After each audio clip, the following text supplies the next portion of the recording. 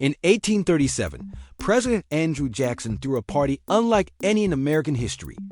Thousands came, chaos erupted, furniture broke, and the whole place smelled like cheddar. Because in the middle of it all sat a 1,400-pound wheel of cheese. Not a metaphor, a literal mountain of cheese. Inside the White House. This isn't folklore. This actually happened. And it gets even stranger. Let's rewind to 1835. Jackson is finishing up his second term in office. He's known as a man of the people, and also kind of a menace. He survived an assassination attempt and beat his attacker with a cane. He shut down the National Bank. He threatened South Carolina with military force. But one of his weirdest legacies? A cheese wheel the size of a horse. That cheese came from a patriotic New York dairy farmer named Colonel Thomas Meacham. Meacham didn't just make cheese. He made statement cheese, political cheese. He crafted massive cheese wheels and gifted them to American leaders. His masterpiece, a 1,400-pound cheddar wheel wrapped in stars and stripes. He shipped it over rivers and roads all the way to Washington, D.C. It took days to move, boats, wagons, manpower. This cheese had an entourage, and when it arrived, it was proudly placed inside the White House. Guests visiting the president saw it right there in the main hall, 4 feet wide, 2 feet thick, aging, fermenting, for 2 entire years. That's right, Jackson didn't eat it, he stored it. By 1837, Jackson's term was ending, and the cheese had matured aggressively. The smell was apparently so powerful it could be detected from blocks away. So what do you do with a giant wheel of presidential cheese? Jackson had a genius or insane idea. Let the people have it. On February 22, 1837, he opened the White House doors to everyone. Thousands poured in. Poor, rich, old, young, all there for the cheese. People brought knives, baskets, even buckets. Some used their hats. Reports say guests were cutting chunks and running out the door laughing. Others ate it on the spot. Some shoved it into coat pockets. The White House was never the same. Cheese covered the floors. It soaked into rugs. Stained walls. The smell lasted weeks, even after Jackson left office. Incoming staff under President Martin Van Buren were still scrubbing the floors. Some sources say the stench was so bad it ruined furniture. The White House had been transformed into a giant dairy crime scene. But here's the twist. This wasn't just a dairy stunt.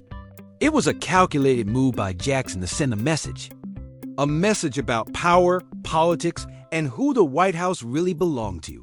Jackson was saying, the government belongs to the people, even the cheese. It was populism, with a slice of cheddar. Jackson wanted to be remembered as a man of the people, so he turned cheese into a symbol of open government. Anyone could walk in, take a bite, and feel like they belonged.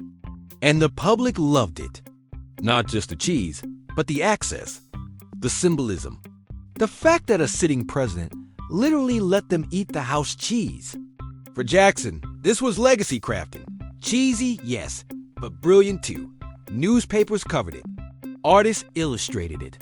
It became political myth and later, pop culture. Fast forward, this event inspired episodes of The West Wing. The fictional White House held Big Block of Cheese Day to honor it. And in real life, modern administrations have hosted similar events. Open door sessions where citizens pitch ideas directly to officials. All because of Andrew Jackson's dairy diplomacy. But let's not sugarcoat it or cheese coat it. The stunt wasn't universally praised. Jackson's critics saw it as a distraction from deeper problems. After all, this was the same man behind the Indian Removal Act. His populism had dark consequences, especially for Native Americans. So, while the cheese may have smelled bad, some say his policies were worse. Still, the cheese wheel lives on in American memory. It's in history books, trivia nights, and Reddit threads. Historians still debate how much was politics and how much was just chaos. But one thing's clear. Jackson knew how to make headlines. He didn't just leave office. He left a legacy you could taste. Imagine if modern presidents tried the same move. A 1,400-pound cheese wheel in today's White House? Would people show up? Would Twitter survive the memes? Probably not, but the story reminds us. American history isn't always clean, quiet, or dignified. Sometimes it's loud, messy, smelly, and covered in 2-year-old cheese. But it's real. It happened, and it mattered. So the next time someone says politics stinks, they might be right. In 1837, it smelled like cheddar. The people didn't just eat cheese, they ate history. And they walked out of the White House with crumbs in their pockets. So weird, it almost feels made up. But it's 100% true. And that's why we tell these stories. Because American history isn't just wars and presidents and documents. It's cheese riots and chaotic public parties inside the nation's highest office. It's bizarre, unforgettable moments that shaped the way people saw government. It's weird and it's real. And that's what we do here. If this story made you laugh, gasp, or gag, hit that like button. Subscribe for more truly weird American stories the textbooks never told you.